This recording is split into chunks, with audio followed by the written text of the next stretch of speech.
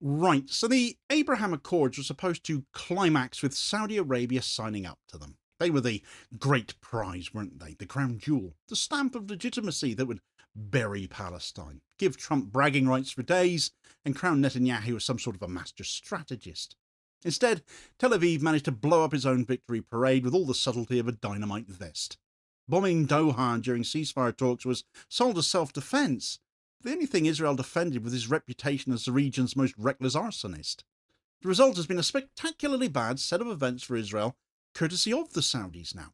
Mohammed bin Salman walked away from that notion of normalisation and straight into the arms of Pakistan, the one ally Israel never wanted Riyadh to touch, a nuclear-armed Muslim state.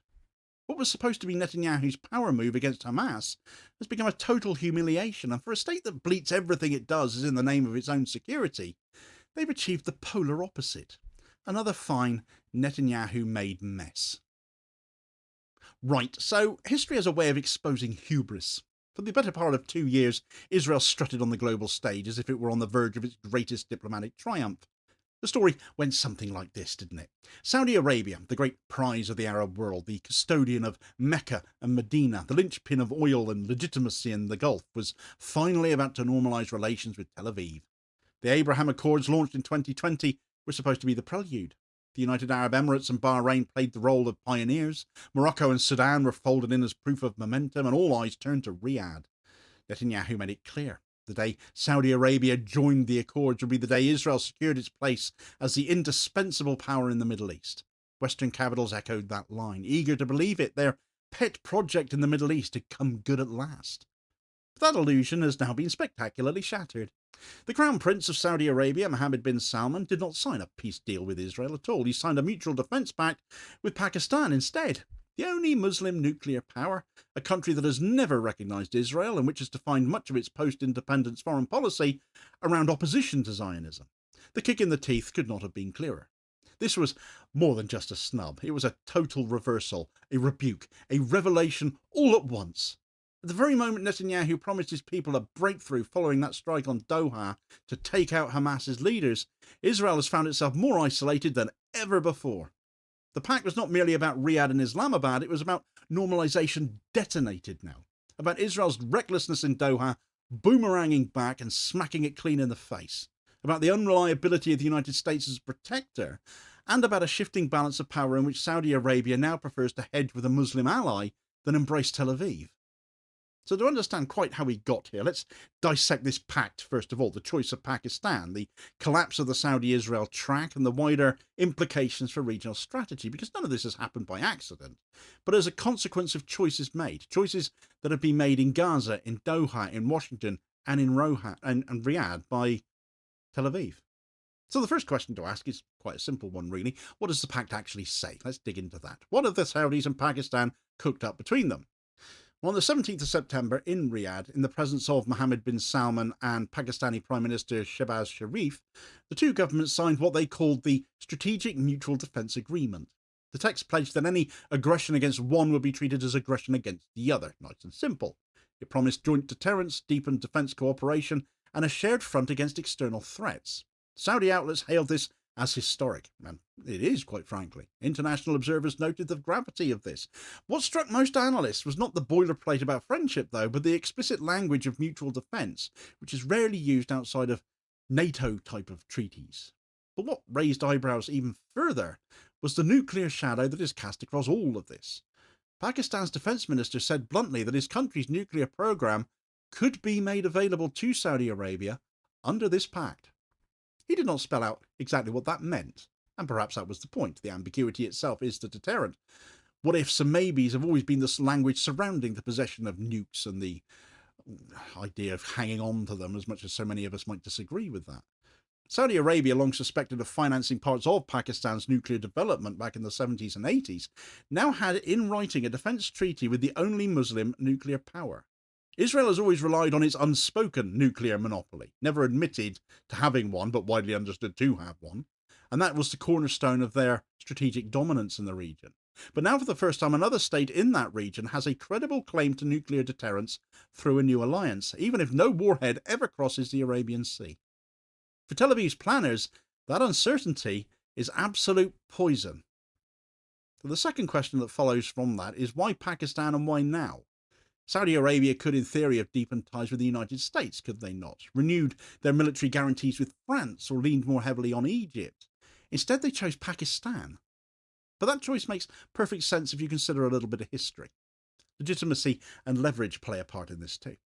Since the 1980s, Pakistani troops have been stationed on Saudi soil, providing a quiet but steady backstop for the kingdom's security.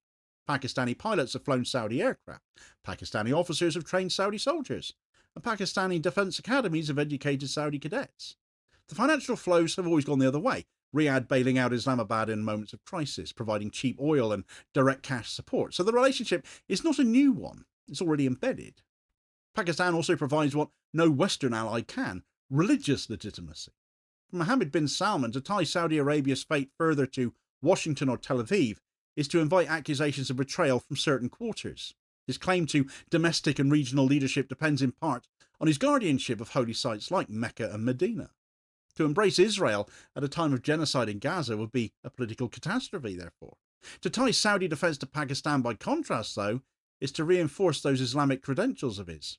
In the eyes of the Muslim world, this is not dependency on the West, it is partnership with a brother state. And then there's the leverage side of it. Saudi Arabia does not want to build its own nuclear program. The costs, the sanctions, the international outrage would be prohibitive, as you can imagine. But by binding itself to Pakistan, Riyadh gains the benefits of nuclear ambiguity without the risks of proliferation. It can hint credibly that in a crisis it would have nuclear protection now. And that hint alone changes the calculus for its adversaries. They might have just killed off Netanyahu and the hard ride of his coalition's dreams of greater Israel as we know it. The third question is whether this pact is aimed at Iran or Yemen in parts too, as some might well question this given Saudi Arabia's recent historic issues with those nations. And on the surface, it's a perfectly reasonable argument to make. After all, Iran has been Saudi Arabia's greatest rival for a long time, and the Houthis have rained drones and missiles on Saudi oil infrastructure in the recent past. Yet the evidence actually no longer backs that up. Since March of 2023, Saudi Arabia and Iran have been engaged in something of a diplomatic thaw, which has all been brokered by China.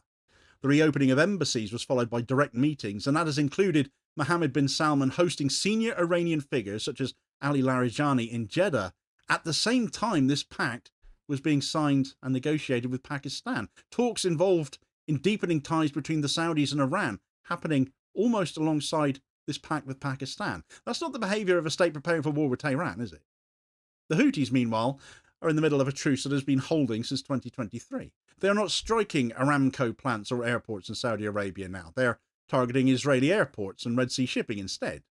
So for Saudi Arabia, the threat from Yemen has been placed on ice. It's not immediate, so it didn't necessitate this pact at this point in itself. So if not Iran or Yemen, then the answer can only be Israel itself, and in part the United States too. Saudi Arabia has watched Israel grow increasingly reckless. It has watched Washington prove increasingly unreliable, and therefore it's chosen to ensure itself with someone else. The unreliability of the United States is not new either, though. It was exposed back in 2019 when those Houthi drones struck the Abqaiq facility and knocked out half of Saudi oil production. Donald Trump hesitated. He threatened sanctions. He didn't commit to it in the end, though. Didn't commit to retaliation. He certainly tried retaliating against the Houthis for Israel, though, didn't he? For Riyadh, that was the moment the scales fell from the eyes, though. The decades-old assumption that American power was the ultimate guarantor of Saudi security collapsed in the smoke that was rising over Abqaiq. Since then, the doubts have only deepened. Biden's administration was ambivalent, torn between arms sales and pressure over human rights. Washington's strategic gaze has shifted to Asia. Saudi Arabia has been left to wonder whether in its moment of need the United States would truly act for them. And then, of course, came Israel's strike on Doha on the 9th of September. Israeli jets bombed the Qatari capital, killing Hamas leaders engaged in ceasefire talks, so those they were trying to target largely survived. It was a violation of sovereignty, certainly, though, an act of aggression in a Gulf capital, and a blunder of staggering proportions.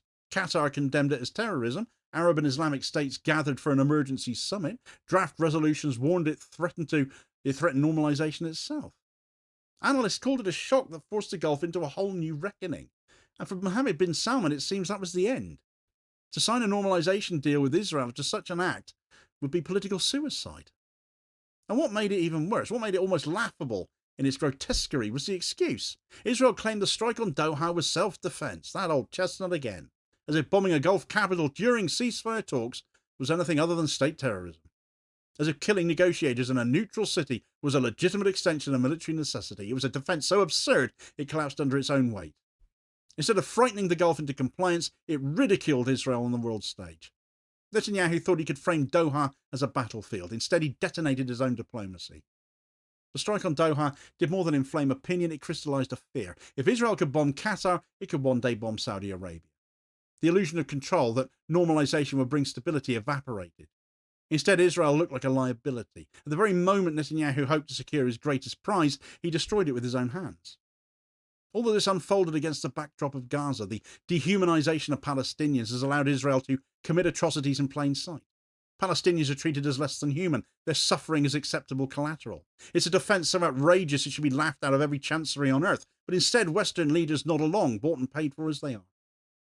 From Mohammed bin Salman, whose claim to legitimacy rests on his role as custodian of Islam's holiest sites, to embrace Israel in this moment would have been calamitous. He might be ruthless, but he's not blind and he's not stupid. Instead, he chose Pakistan. And by doing so, he rebranded Saudi Arabia as a defender of the Muslim world rather than the collaborator with his oppressor. He gave himself cover, prestige and insurance, and he gave Israel a problem it can't solve. For Israel, the consequences are therefore severe. Its three strategic pillars are in absolute ruins now. First, the perception of American backing is weakened. If Saudi Arabia is hedging with Pakistan, others may well follow. Second, the pursuit of Arab normalization has been detonated. Doha was the trigger, Israel pulled it. Riyadh's pact with Islamabad is the burial of the plan. And thirdly, Israel's nuclear monopoly is now under threat. Even the suggestion that Pakistan's arsenal might shield Saudi Arabia undermines Israel's most prized advantage. But the ripple effects flow even wider than that. For Iran, this pact is reassurance for them. Saudi Arabia is not joining Israel's camp. For the Houthis, it's confirmation that Riyadh seeks insurance, not escalation. For Turkey, it is a challenge. Saudi Arabia, not Ankara, is positioning itself as leader of the Muslim world. Erdogan won't like that very much. His ego won't take it. For India, it's a massive headache, and a deserved one, actually. Any strengthening of Pakistan alarms Delhi and may push it closer to Tel Aviv, Modi already having signed a major multi-billion-pound agreement with Israel to his absolute shame. And for China, it's an opportunity. Beijing has ties to both Riyadh and Islamabad, and also to Tehran these days too. So they gain leverage in West Asia from all of this convergence. So can it be argued that Saudi Arabia has turned on Israel? Not formally. Riyadh is a fence sitter, isn't it? They've not declared Tel Aviv an enemy and are unlikely to in any kind of vociferous way unless Israel attack them. But in practice, yes, it has walked away from normalization. It's tied itself to a Muslim nuclear power now to protect itself from that state that it was going to normalize ties with, potentially. It's raised the spectre of nuclear ambiguity to protect itself now. It has positioned itself in opposition to Israel's narrative. It's done so without ever naming Israel too, but the effect's the same, because who else could it possibly be? And here lies the tease. The dangling thread Israel cannot ignore. What happens next time? What happens the next time Israel bombs a neighbour's capital under the guise of self-defence? What happens the next time they pull a Doha? What happens the next time Tel Aviv decides it can act with impunity and Riyadh decides enough is enough? Will Pakistan's shadow remain a rumour, or will it force Israel to think twice before pulling the trigger again? Israel wanted Saudi Arabia as the jewel of the Abraham Accords. Instead, it drove Riyadh into the arms of Islamabad. That's not just bad news for Tel Aviv, it's absolute humiliation for them. It's the moment the pretense collapsed and the dream warped under the weight of their own arrogance. And the unanswered question, the one that hangs over every Israeli war room right now, is whether the next reckless strike will not just backfire diplomatically, but summon a deterrent Israel has never had to face before. It's not just Saudi Arabia that's found common cause with Iran lately, though. The events of Doha have also led to common ground being found elsewhere where it comes to Israel, between Iran and Egypt at that. Egypt, who keep the gates of Rafah shut and provide cover for Israel, have also been pushed too far, it seems. So get all the details of that story in this video recommendation here as your suggested next watch. Please do also hit like, share and subscribe if you haven't done so already, so as to ensure you don't miss out on all new daily content, as well as spreading the word and helping support the channel at the same time, which is very much appreciated, holding power to account for ordinary working class people, and I'll hopefully catch you on the next vid. Cheers, folks.